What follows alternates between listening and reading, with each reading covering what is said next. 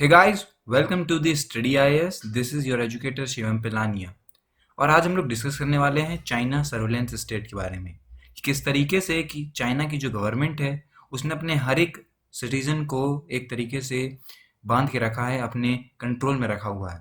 उसे अपने हर एक सिटीजन की एक एक चीज़ की जानकारी है कि वो बंदा किस चीज़ से बात कर रहा है, किससे बात कर रहा है, क्या बात कर रहा है। ये सब कुछ चाइना की सरकार को अपने जो सिटीजन्स हैं उनके बारे में पता होता है।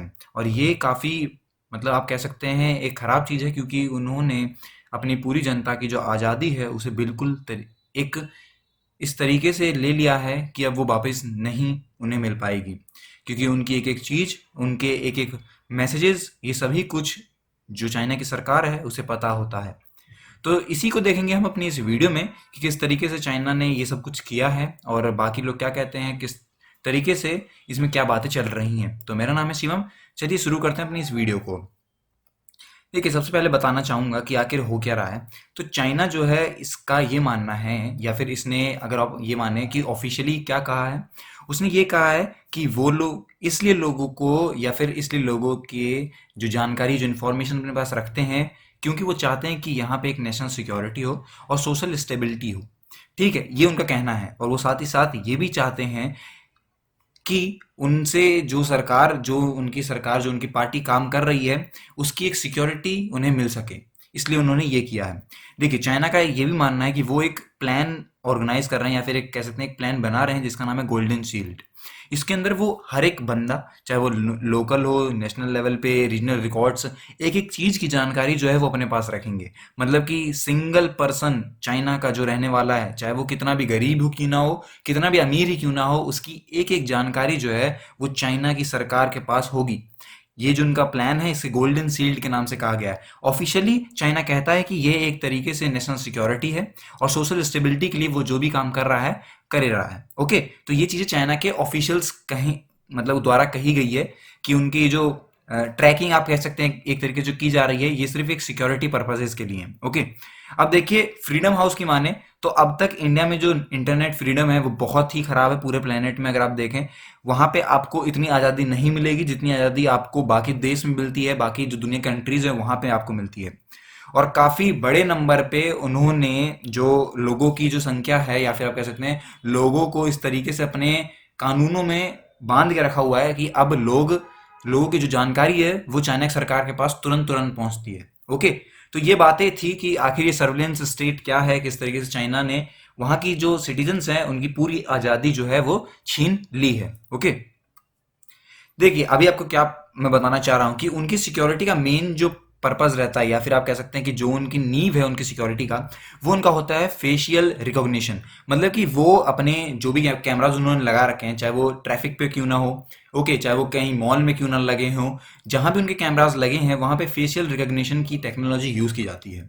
इससे क्या होता है कि उन्हें पता रहता है कि ये बंदा जो है वो यहाँ गया था, फिर वो यहाँ गया। इस तरीके से एक तरीके से आप कह सकते हैं कोऑर्डिनेशन बना रहता है, और उन्हें पता रहता है कि उनका जो एक एक सिटीजन है वो कहाँ कहाँ घूम रहा है, किससे बात कर रहा है, किससे नहीं कर रहा है, ये सब कुछ उन्हें पता रहता है। ओके, अब जैसे कि आपको पता है कि यूनाइटेड स्टेट में अभी प्रोटेस्ट चल रहे थे, तो उसमें जो माइक्रोसॉफ्ट और अमेजोन है उन्होंने तो बिल्कुल साफ तौर पे मना कर दिया कि वो पुलिस फोर्सेस को किसी भी तरीके से फेशियल रिकॉग्निशन की जो सेल है उसे नहीं बेचेंगे, मतलब उसे बिल्कुल भी नहीं करने वालेंगे। साथ ही साथ आईबीएम ने भी ये कह दिया। ओके, तो ये बातें चल रही है, लेकिन चाइना में क्या होता है कि वहां पे एक एक चीज पे अप टू डेट रखा जाता है उसकी गवर्नमेंट को। हर एक बंदे के बारे में सब कुछ बताया जाता है गवर्नमेंट को, जो कि काफी खराब है।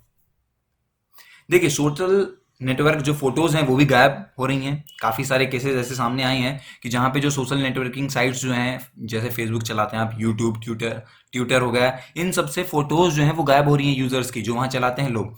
साथ ही साथ आपको मैं ये बताना चाहूंगा कि कुछ ऐसे ऐप्स भी हैं जो मैंडेटरी रखते हैं कि आपको वहाँ पे फोटोज अपलोड करनी है, तभी आपको वहाँ पे एक तरीके से आप वहाँ काम कर सकते हैं।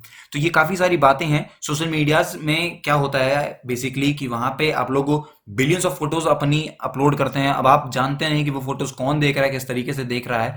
तो ये सारी बातें जो हैं वो ध्यान रखने वाली बात होती है। ओके, साथ ही साथ मैं आपको ये बताना चाहूंगा कि जो एल्गोरिदम वॉच होती है, जो मतलब अगर उनकी हम बात माने, एल्गोरिदम वॉच एक ग्रुप है, उसकी अगर हम बात माने तो जो 10 यूरोपियन पुलिस फोर्सेज हैं उन्होंने जो फेशियल रिकॉग्निशन टेक्नोलॉजी है उसके साथ काम किया है। और साथ ही साथ उन्होंने उस एक आप कह सकते हैं ये एक पूरा एक ट्रैक बना के रखा है जहां पे वो जो ग्रुप है वो उस पे काम करते हैं। ओके, तो ये बातें थी कि सोशल नेटवर्क साइट से जो फोटोज वो भी गायब की जा रही हैं क्योंकि उन्हें कोई ना कोई तो देख रहा है। अब देखिए टेक्नोलॉजी बहुत ही ज़्यादा बड़े स्तर पे यूज़ होने लगी है। अगर आप आज की डेट में माने 2020 जून 2020 भी अगर आप मान के चलते हैं तो आज की डेट पे कम से कम हर एक देश के आधा से ज़्यादा जो आबादी है वो ऑनलाइन आपको ट्रेडिंग करती हुई, ऑनलाइन ऐप्स चलाती हुई, कुछ ना कुछ करते हुए ज़रूर दिखेगी। और इसी से ही चाइना वाले जो होते हैं वो थोड़ा सा फ़ायदा उठा लेते हैं।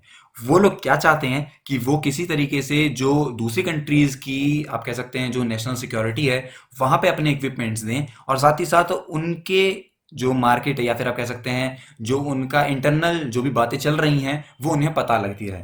चाइना ये कई बार ऐसा कर चुका है। आपको पता होगा हुआवे में अभी बैन लगा था कुछ दिनों पहले ही क्योंकि उसके इक्विपमेंट्स जो थे वो कुछ इस तरीके की एक्टिविटी कर रहे थे। ओके, तो ये बातें थी।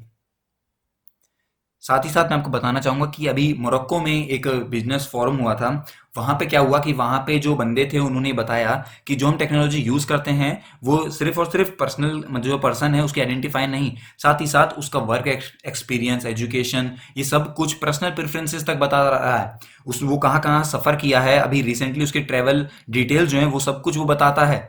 इसका मतलब कि उस इंसान के पास सब कुछ है। अगर वो जानना चाहे एक पर्टिकुलर, अगर आप मान सकते हैं कि अगर पर्सन के बारे में आपको जानना है तो आपको सब कुछ मिल जाएगा।